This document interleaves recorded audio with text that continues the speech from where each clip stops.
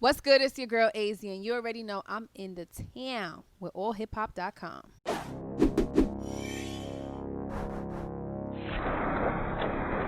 What's the word? It's your man Slop Shot. You're here at One World Studios, and I have the gorgeous Azia.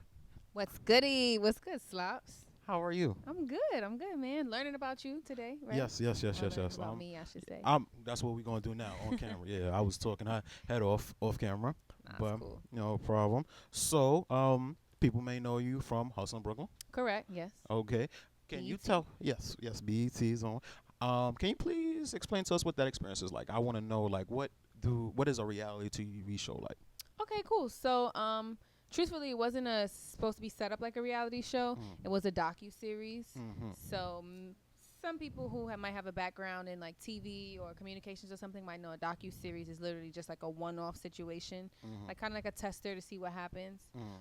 And it was about our lives. So it was about a bunch of millennials just navigating through the industry, showcasing different things that happen. Sometimes people want to date, people talk, people meet. Sometimes people bump heads, they become friends, just like showing a cool gel of what it's like, what it seems to be like in Brooklyn with just some of the millennials. Okay, then. So, how accurate of a description would you say it was of Brooklyn? Definitely not a description of Brooklyn. I think that it was more of a description of industry people in Brooklyn. Okay. I think they did The that. gentrifiers. Not really the gentrifiers, because it was really people from Brooklyn, like Okay. on the show too, but it wasn't. But I mean, like the people that were from Brooklyn, industry people from Brooklyn is still a little different than like what a Brooklyn person might be. You know what I'm saying? Okay. So where you from? I'm from the Star. Okay, so you know. I know. So yeah, you know I Boys in the wanted. Corner Yeah, I wanted you to explain versus something. meeting somebody in the industry that's also from Brooklyn. You know Okay. what I'm saying? They might So be what's a your, so little was it so what would educated. what's a person like from the industry? Because I want to make sure I'm not that guy yet. Okay, cool. So people that navigate in the industry, or like first off, if you're from Brooklyn, you gotta hustle no matter what. Like That's a that's just fact. something that we naturally embody. The difference between being an industry person that's from Brooklyn, you're hustling and playing chess at the same time. So this person might be a little bit more intellectual. That person might be a little bit more savvy with their words. They know how to work a room better. They're not coming off no like aggressive hood vibes. They know how to turn it off, turn it on or off. So like that's what I mean by like industry Brooklyn people that know how to work a room. They're chameleons. They know how to navigate. They can fit in inside or outside. Some industry people can't fit in outside. They only could fit in on the inside. So it's still a juxtaposition. So I think that BET did a good job with that. Oh, okay, then cool. So how has your life changed since? My life has not necessarily like changed drastically. I think I'm just when you come from a city like New York City, it's always more. I'm not from a small town, so like if I was like from a small town being on a TV show, I'd probably have an answer like, "Oh my God, like the world," but like. Sis is trying to be like a baby Jay-Z, you feel me? Like That's a a baby fact. Jay-Z turned to a bigger, better Jay-Z. So until I reached to those plateaus, I don't feel like much has changed. I'm still a hustler. I'm still in these streets grinding. When I get some like 5 more zeros, 10 more zeros, you know what I'm saying? Like lots of zeros, my bank account, then maybe. But like some people enjoy just being famous, enjoy people stopping you on the street. I mean, that's something that people do like, oh my God, you're the girl from the show. Before, oh my God, you're the girl from the show, it was, oh my God, you're so beautiful. So like not much has, you know what I'm saying, changed. It just, the direction might have changed. Like somebody's like, oh, I remember you. Can I take a picture with you?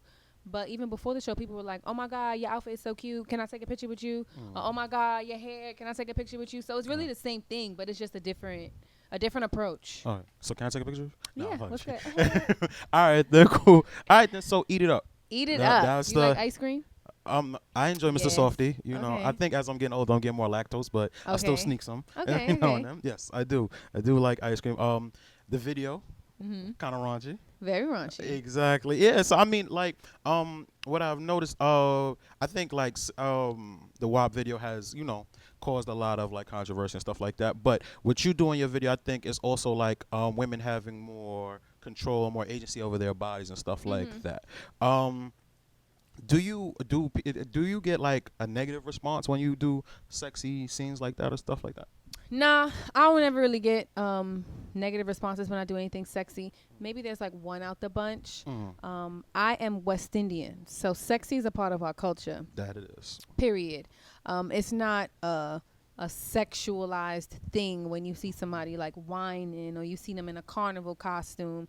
It's not like, ooh, I want to have sex. It's more like, oh, this person's having a good time, or they're having fun, or it's just a culture, literally just a cultural thing.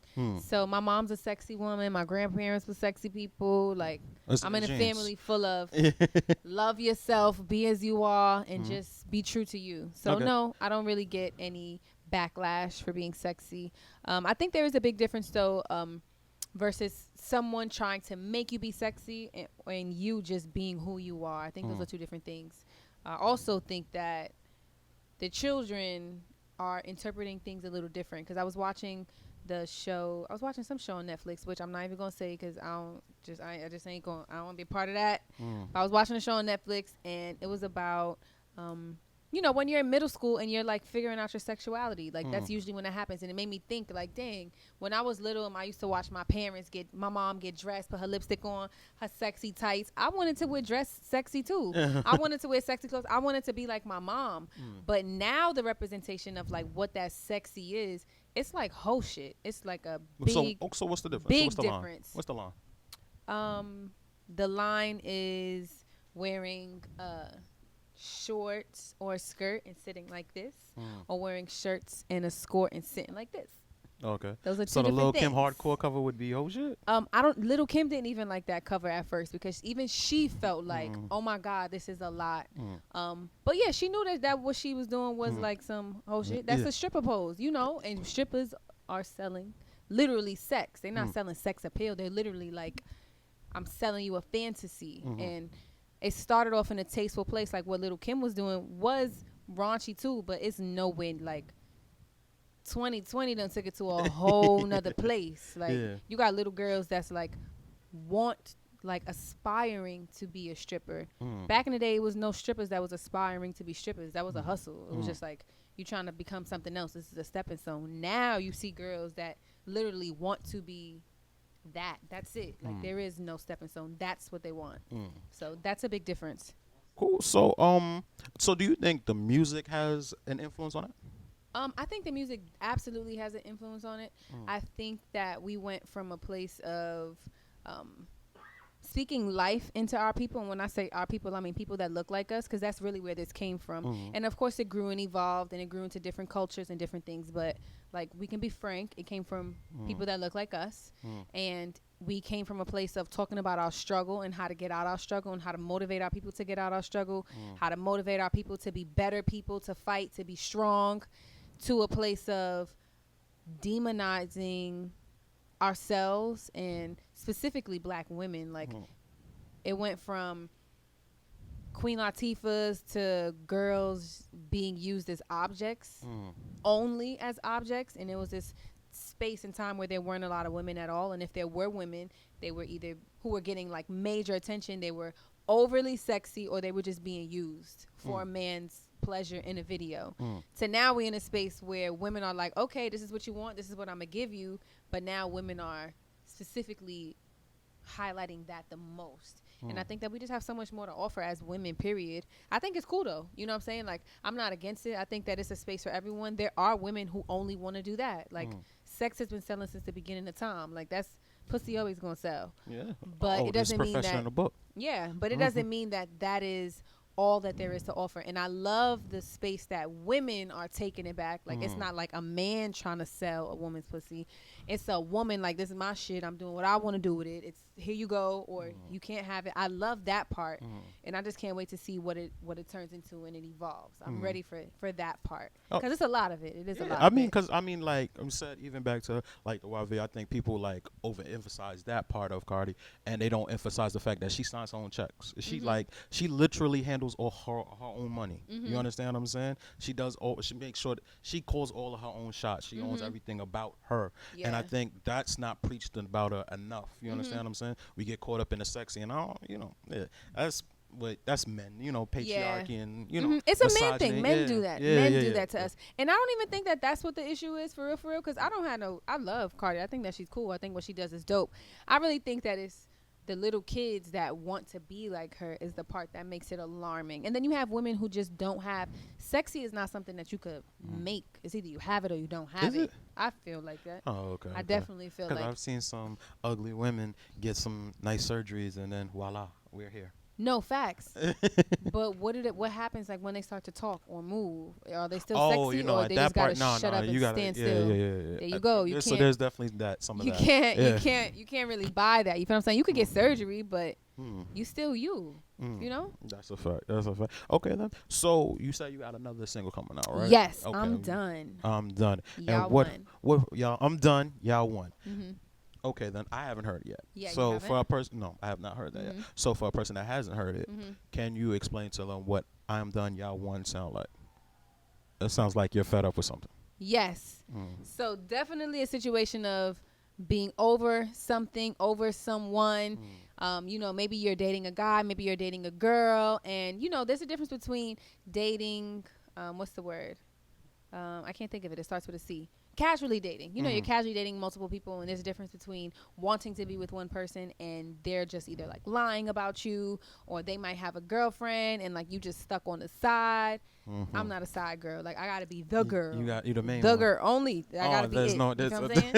If I'm not the girl, like I'm straight. I never could just see myself being a plus. Like I'm it. So like she's not the plus one. She's the prize. Hello. Hello. Feel me?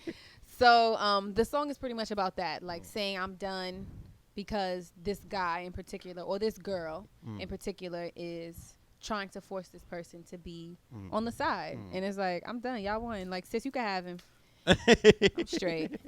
Okay, I believe like my introduction to you was shout out to my man Reds. Yes, that is my mother blood clot brother. Yeah, one of the dopest promoters in Brooklyn. Yes, the dopest. Yeah. Okay, the dopest. All right.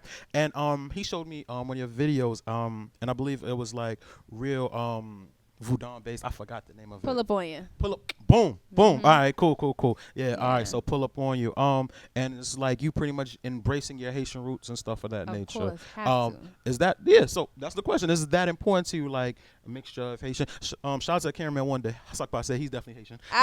Yeah. Yeah. But is it important to you to incorporate that into your music? It is extremely important for me to incorporate any type of spirituality, any type of authenticity of just me being honest about who I am, where I come from, my family, being very unapologetic about it. I'm not ashamed to be black. I'm not ashamed to be Haitian. I'm not ashamed to be Trinidadian. All the heat that comes with it, I'm Haitian and Trini. Yeah. I'm Trini too. Facts. So like I'm not embarrassed about any of those things. People try to just demonize the culture of Haiti, demonize the idea of voodoo. Or obia. And I really, or voodoo, or hoodoo, they call it different things. I really just feel like it's a part of being black. I feel like it's a part of black spirituality. You feel what I'm saying? Like Egypt is older than all the religions, I feel like. Yeah, most civilizations, yes ma'am. You feel what I'm saying? So like, how does that make sense? How can you be your oppressor and the oppressed? How do you pray to the people that put you down? There's just a lot of things with that. It doesn't make sense. And being Haitian, thankfully, God, it helped me navigate through that and help me understand and help me see. So my first single, I wanted to be like, just thank you. That's dope. Because I think a lot of people like might shy away from it and stuff of that nature. So for you to like completely embrace it, especially like while we're living in a time of more like a renaissance, a spiritual renaissance, there's more people awakening. You might, where you go to Instagram today and see somebody with crystals or tarot cards and things of that nature. It's I do find that dope, somebody like fully embracing it within their music. So shout out to you for that. Thank you. No more problem. Of that to come. I was just talking to my dad about that too. It's crazy because I'm working on dropping a mixtape. So I have a whole bunch of singles that I have.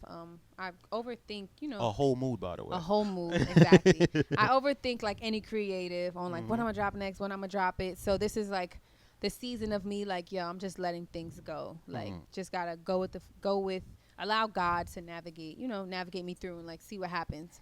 But I was just talking to my dad about the new things that I want to create, and it will definitely be more vibes, like, you know, pull up on you and things that represent true essence to who I am. So I'm excited about that. No problem. So all right then. So with that and stuff like that, the stuff that you've manifested, do you believe like if it has come true like as quick as you would like it to? Yeah. Okay. Faster than I thought. An example is I dropped Pull Up On Ya in August. I dropped The Audacity, which was my first EP ever, in February. I got asked to audition for Hustle in Brooklyn in the end of March, early April. I got the call back the end of May, and I was the star of the show. That's fly. That's fast. See, that's that That's Voodo. very fast. That's that Voodo right there. Manifest. That's really dope. Yeah. Okay. So when I lock in and I just subtract things like I'm supposed to, and I meditate like I'm supposed to, and I'm very intentional and specific about who I touch, listen to, allow, even in a space of mine, things happen like lightning. That's dope. So what are you trying to manifest for the rest of 2020? I have monetary goals for the rest of 2020. Truthfully, I'm Sock not it to gonna your say pocket. Why because not? I don't want no bad vibes on my But yeah, I have some of those, and I'm actually launching a couple new businesses. So it's my first international business that I'll be launching. I'm super excited about that. Not even gonna say the name yet, because vibes, no bad vibes. We don't want that. But it's my first international business involving CBD. I'm super excited about that. I'm launching a bodywear line. Super excited about that. Holiday time is coming, so ladies, let's get it. An ebook, because I feel like I have so much knowledge of, you know, just things that I've learned growing up with my dad, who's a producer my whole life, having a degree, navigating so many different businesses, starting so many different businesses, getting on a TV show by myself, independent, no label, literally from like being a girl in Brooklyn to like billboards on 42nd Street. I feel like I just have so much knowledge that I could share with other people, other girls, and just like how I did it, what they could do better. So I'm dropping an ebook and a webinar about, you know, just business and like how to navigate through the industry. And yeah, I'm excited. So this last quarter is about to be a little hefty. That's a fact. Do you ever get overwhelmed? Always get overwhelmed. I don't think any Brooklyn girl doesn't get overwhelmed. But if I'm not getting overwhelmed, I feel like I'm not doing anything. So it's a gift and a curse. It's like, which pain do you want? Do you want to be overwhelmed, or do you want to just feel like you're being lazy? So overwhelmed or broke? Hello. Got you. All right. So for somebody who has never heard of Azia, so I might have just seen you on Hustle in Brooklyn, how would you explain your style as far as rap wise, your music wise? My music? That's a good question. So like anyone who's never heard of me, I would say that I'm super authentic. Definitely a Brooklyn girl, definitely a Haitian Trinidadian Brooklyn girl. And I'm a chameleon, so I can bend, I can mold, I can give you whatever you want. If you want reggae vibes, you want some Caribbean vibes, I got you. You want pop vibes, I got you. You want me to sing, I got you. You want me to rap, I got you. I think that was one of the most fortunate things of just being able to, you know, grow up in a studio home and grow up with a dad who's so talented that I was able to pick up on a lot of stuff. And then I have talent just from God. So it's very easy for me to do anything for real. So when you discovered this talent? When I was little. So I was in a choir when I was young in elementary school. My parents were very strict. And what elementary school you went to? 221. Okay. Where did you go? Me? I went to St. John the Baptist. I went to Catholic school. Oh, okay. Yeah. Only time I was in Catholic school was on the weekends when I got my confirmation and communion. Yes, Haitians, Catholic, you know the vibes. But yeah, that was the only time. But I was in a choir when I was in not junior high school, not middle school. What is it? Elementary school. That's what it's called. In the choir, my parents, my dad, my mom thought it was so cute and funny. But you know how your parents laugh at you and it's like, oh, this is so cute. I did not take it as so cute. So, like, I never wanted them to come to no shows or nothing. It was like, no, leave me alone. So it was kind of just like a talent that was bubbling that I just would do for myself or without their opinion, because my parents are very opinionated.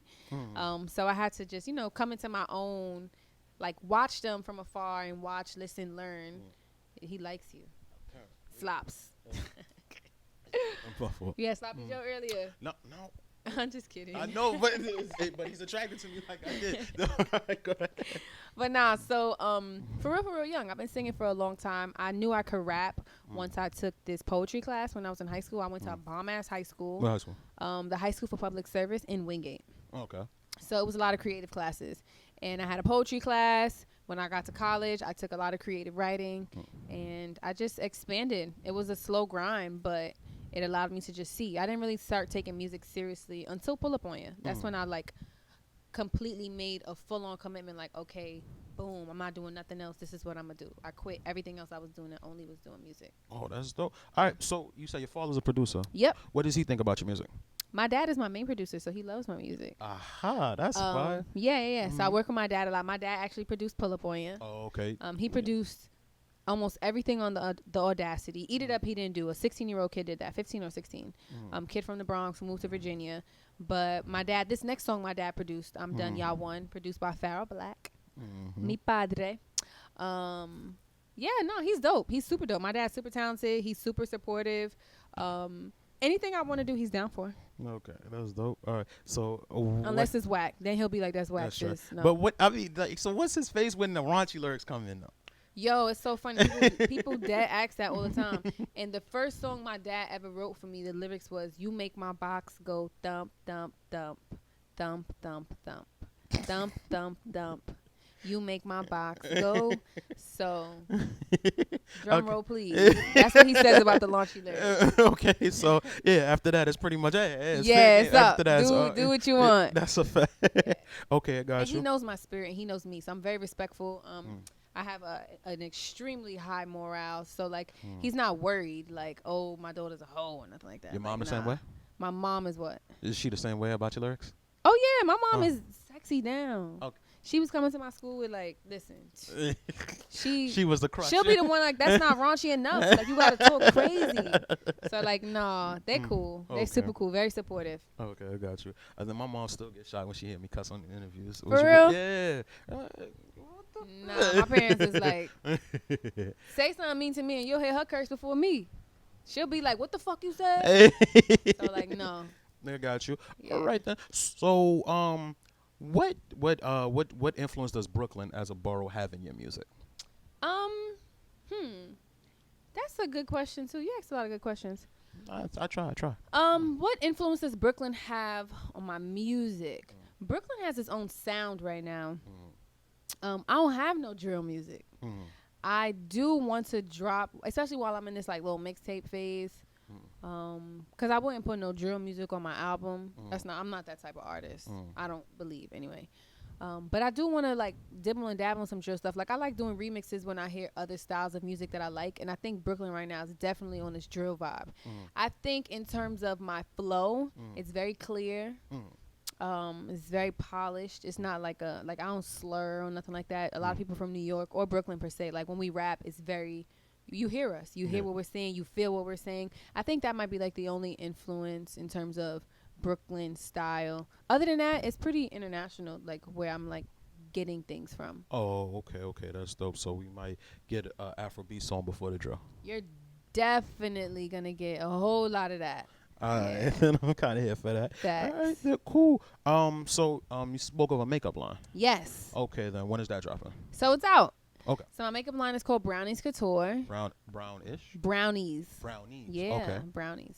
Brownies Couture. I have 7 beautiful shades geared towards women of color or anyone with any type of pigment.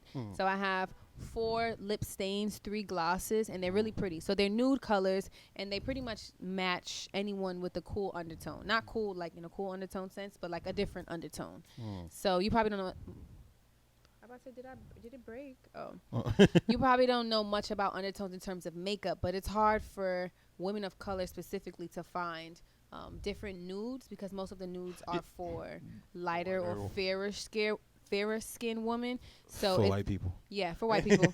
So we don't really, when we put it on, look like we got cum on our lips or like, you ate a powdered donut, you start looking like Ashley Larry, and it's just like a whole bunch of what you don't want. So I specifically came out with a line directly for that, like in that niche. And we're going to expand. We're expanding this holiday season. We're going to be adding face serum.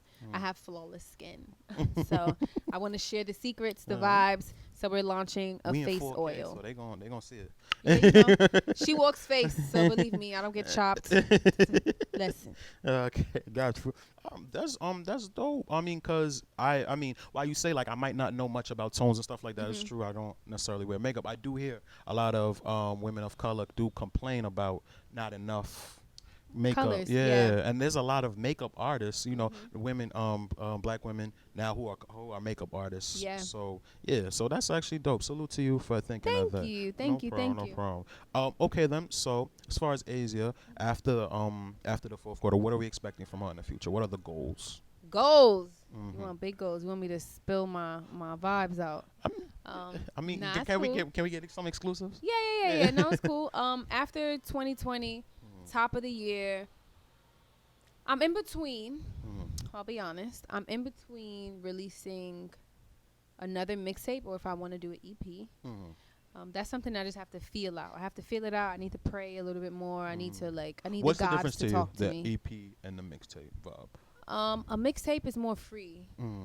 It's not about like a specific sound, which is why it's called a whole mood. So I'm giving you different vibes from all over. I'm giving you, you might get a Afrobeat vibe. You might get a drill song. You might get a ratchet song. You might get you're literally getting a whole mood. Like, it's going to be something for everyone. EP is more conceptual. Yeah, it's more for one vibe, one sound, one band, one sound, like from, a flow from beginning to end. Okay. Yeah, so I don't know. It depends on where I'm at. So those are the two things. When do we expect an album?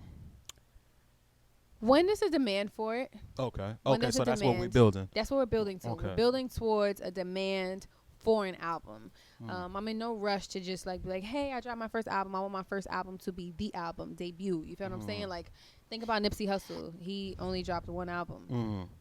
Tons of mixtapes. Tons of mixtapes because he wanted to create that demand and build that strong cult fan base. And that's really what I want. I really want like a strong cult following. I want people to appreciate me as a brand, as an entity, not just my music. I think for Nipsey Hussle, it was more about him as an artist, him as a brand, what he stood for, his beliefs.